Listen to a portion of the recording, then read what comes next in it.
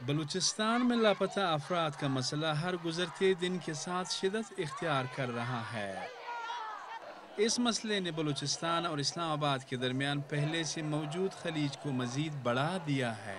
سیاسی کارکنوں کو غائب کرنے کا سلسلہ سابق صدر پرویز مشرف کے دور میں شروع ہوا۔ سب سے پہلے تھاولہ مینگل کے بیٹے اسد کو اٹھایا گیا تھا، جس کی آج تک کوئی پتہ بھی نہیں ہوئی ہے ان کے فیملی کو۔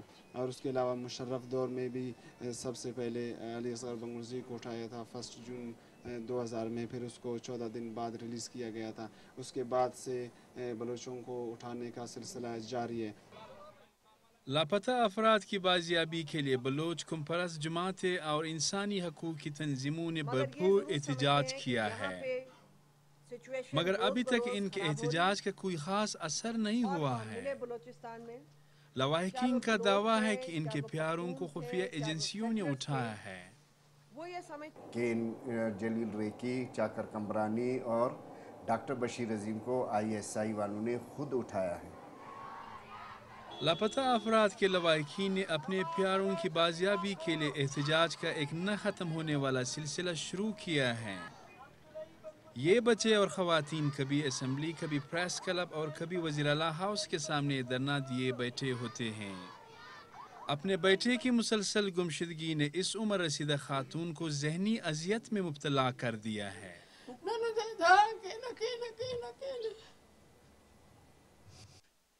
حکومت بلوچستان نے لاپتہ افراد کی بازیابی کے لیے صوبائی محکمہ داخلہ میں ایک سیل قائم کیا ہے۔ حکام کہتے ہیں کہ ابھی تک 65 لواحقین نے اپنے مکمل کوائف پہنچائے ہیں۔ ہوم ڈپارٹمنٹ گورنمنٹ بلوچستان نے 4 مہینے پہلے اسٹارٹ کیا تھا کہ جو بھی مسنگ پرسنز ہیں ان کے لواحقین آ کر کمپلینٹ درج کرے، جسے صرف 63 کمپلینٹ درج ہوئے ہیں۔ تو یہ جو مسنگ پرسنز کی تنظیم ہے، یہ کیوں نہیں جا کر وہاں کمپلینٹ درج کرتے ہیں؟ اب تو ہم نے یہ بھی فیصلہ کیا ہے کہ جو بھی مسنگ پرسن ہے، یعنی اس کے وی ول لانچ FIR۔ اگر تھانے میں FIR درج نہیں ہوتی، they can submit an application before the High Court of Balochistan، اور high court suo motu notice بھی لے سکتی ہے۔ بظاہر لاپتہ افراد کا مسئلہ حل ہوتا نظر نہیں آ رہا۔ اسلام آباد کا کہنا ہے کہ اکثر لاپتہ سیاسی کارکن رہا ہو چکے ہیں، جبکہ بلوچ رہنما کہتے ہیں کہ رہائی تو دور کی بات ہے، مزید سیاسی کارکن حال ہی میں غائب ہو چکے ہیں۔ ملکی قوانین کا تقاضا ہے اگر کسی نے کوئی جرم کیا ہے اس کو عدالت کے سامنے پیش کیا جائے، ورنہ کسی کو بغیر مقدمے کے حراست میں رکھنا انسانی حقوق کی سنگین خلاف ورزی ہے۔